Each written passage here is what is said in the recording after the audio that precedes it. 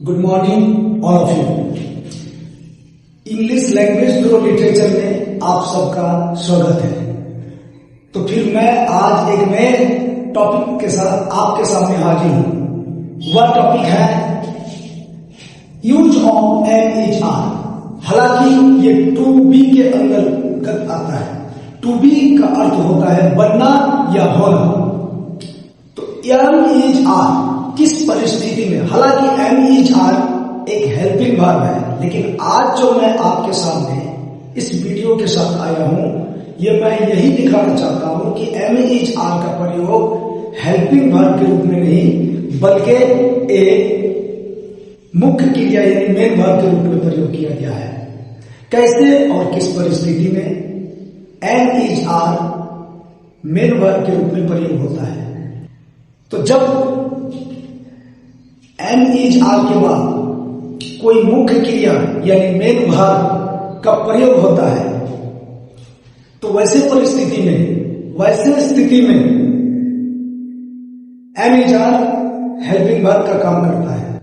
लेकिन जब इसी am is are was were के बाद मुख्य क्रिया के स्थान पर, मुख्य क्रिया के बदले अगर कोई नाउन या एडजेक्टिव का प्रयोग हो जाए, तो फिर हम वैसे परिस्थिति में am is are was were स्वयं मेन वर्ब का काम करता है। तो चलते हैं बिना किसी देर किए हुए, अब हम वीडियो को समझते हैं, हम आज टॉपिक को समझते हैं। वो एम इज आर का सही प्रयोग क्या है, किस परिस्थिति में, कहां, किसके साथ इज, किसके साथ आर का प्रयोग होगा। आइए अब हम लोग समझते हैं use of am is are का प्रयोग। तो वर्तमान में सब्जेक्ट खुद कुछ हो, अगर कोई सब्जेक्ट वर्तमान में खुद कुछ है, तो सब्जेक्ट के अनुसार सिंगुलर और प्लूरल के अनुसार हम इज एम आर का प्रयोग करते हैं। उदाहरण के लिए जैसे राजू एक गायक है, यहां राजू कुछ है अपने आप में। गायक एक सिंगर जो नाउन है, क्रिया नहीं है, वर्ब नहीं है।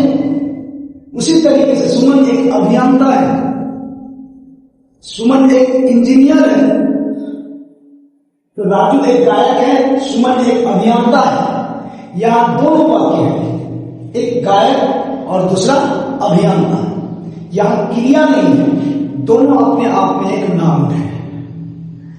तो यहां पर हम राजू इज अ सिंगर, ये सिंगर जो वर्ड है ये नाउन है, इसलिए यहां इज स्वयं मेन वर्ब का काम करता है। उसी तरीके से सुमन एक अभियंता है, सुमन इज एन इंजीनियर,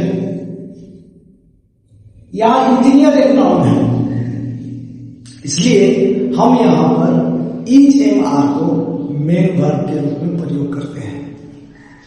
तो अब चलते हैं कि इज किसके साथ, एम किसके साथ और आर किसके साथ प्रयोग होता है। निश्चित रूप से हम लोग जानते हैं कि आर के साथ एम का प्रयोग होता है। ही, सी, ई या किसी भी नाम, चाहे किसी भी नाम, एक नाम हो एवं सिंगुलर नंबर के साथ इज का प्रयोग होता है। यू, वी, दे एवं प्लूरल नंबर के साथ हम लोग आर का प्रयोग करते हैं।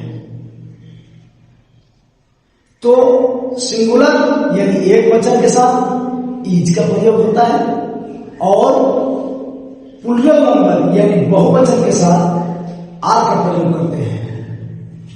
अब देखिए एम इज आर का प्रयोग में, अब इसको हम ट्रांसलेट करते हैं। जैसे राजू, राजू जो नाम है, तो राजू इज आ सिंगर, यहां राजू सब्जेक्ट है, तो as per the subject, subject के अनुसार अगर सब्जेक्ट मेरा सिंगुलर है तो हम इज का प्रयोग करेंगे।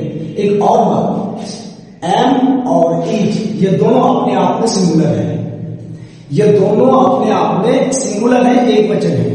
और एम और इज का जो प्लूरल होता है वह आर होता है। तो यहां पर राजू एक नाम है, इसके साथ इज का प्रयोग हो गया। अब आते हैं सुमन। सुमन भी एक नाम है, सुमन नाम सिंगुलर है, इसके साथ भी हम क्या प्रयोग करेंगे, इज का प्रयोग करेंगे। और यहां पर अभी आपका इंजीनियर है, तब हम एन का प्रयोग करेंगे, इसलिए कि ये इंजीनियर जो वर्ड है वो वाउल साउंड से प्रोड्यूस होता है।